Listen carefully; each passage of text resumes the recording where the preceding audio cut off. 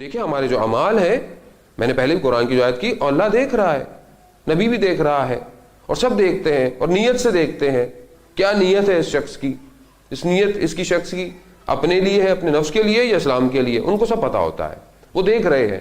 اب یہ ہے کہ جب کوئی انسان غلط کام کرے تو اللہ بھی گواہ ہے، رسول بھی گواہ ہے اور ائمہ بھی گواہ ہے۔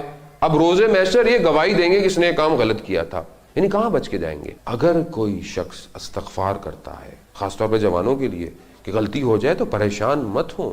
میرا مولا کائنات کہتے ہیں مجھے تعجب ہوتا ہے اس شخص پر کہ جو توبہ کا دروازہ کھلا ہوتے ہوئے مایوسی کا اظہار کرتا ہے۔ اگر کوئی شخص غلطی کر لے اور پھر استغفار کرے تو خدا معاف کر دیتا ہے، روز محشر کچھ نہیں ہوگا۔ مگر ان کا کیا کرے کہ رسول کو تو پتہ چل گیا کہ میں نے غلطی کی تھی اور معصومین کو بھی پتہ چل گیا تو نہیں۔ عزیزان محترم، علماء بیان کرتے ہیں جس طرح خدا معاف کر دے گا اس طرح رسول بھی معاف کر دے گا، معصومین بھی معاف کر دیں گے۔ یعنی کوئی بھی کام کرنے سے پہلے سوچیں کہ کام کہاں جا رہا ہے۔ بھی کام جا رہا ہے، بالکل ایسے ہی جیسے آپ نے سفر پہ جانا ہو یہاں سے کسی اور شہر، کسی اور ملک، تو آپ کیا کرتے ہیں؟ زیادہ سفر جمع کرتے ہیں، سامان لے کر آتے ہیں۔ اگر پیسے کیش نہیں لے کے جا سکتے تو اکاؤنٹ میں ٹرانسفر کرتے ہیں کہ میں وہاں اتنے دن رہوں گا، ایک ہفتہ رہوں گا، ایک مہینہ رہوں گا، اتنے پیسے مجھے ضرورت پڑیں گے۔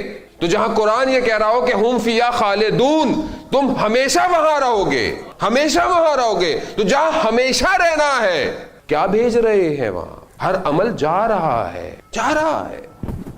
ایسا نہیں ہے کہ مرنے کے بعد کچھ جنا، عالم برزخ، عالم اس حیات جو دنیا کی ہے اس کے ساتھ ساتھ ہے، مرنے کے بعد نہیں ہے برزخ، برزخ ساتھ ہے۔ جو بھی ہم عمل کرتے ہیں ہماری برزخی شکل بدل جاتی ہے۔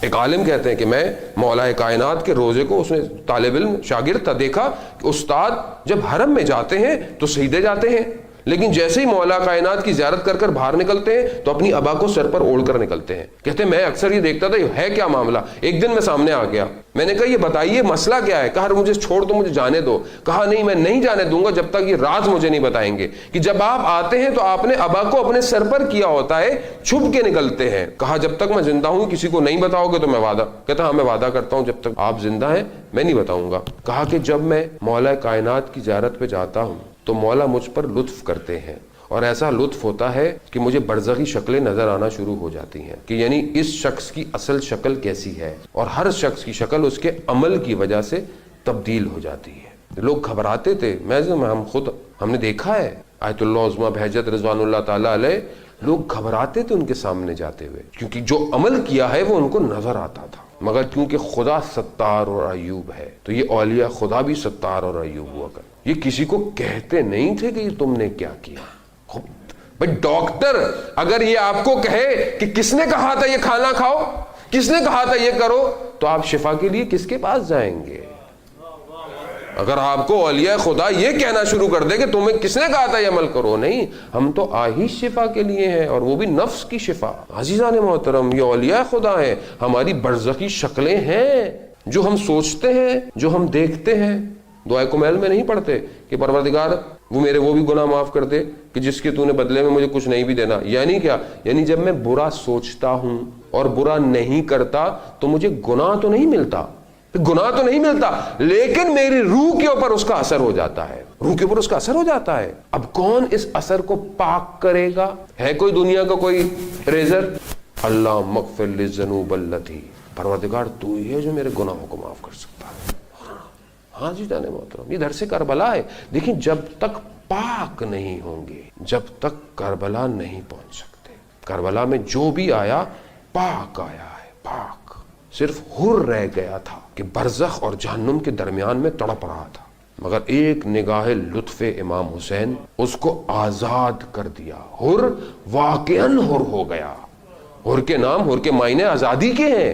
حر پہلے آزاد نہیں تھا، حر اپنے نفس میں قید تھا، حر اپنے مقام پر قید تھا، مگر جیسے ہی وقت کے امام کی طرف آیا حر کو ایسا آزاد کیا کہ آج حر لوگوں کو آزاد کروا رہا ہے۔ بھئی ایسا بنے نا، کمال تو یہی ہے کہ ایسے بن جائیں کہ ڈوبتے ہوئے لوگوں کو پکڑ کر نکالیں اس دنیا کے جہنم سے، ایسے بنے۔ امام حسین نے ایسے لوگ بنائے ہیں۔ آج ہم توسل کرتے ہیں ہر ایک شخصیت سے، ایک ہستی سے. کیوں؟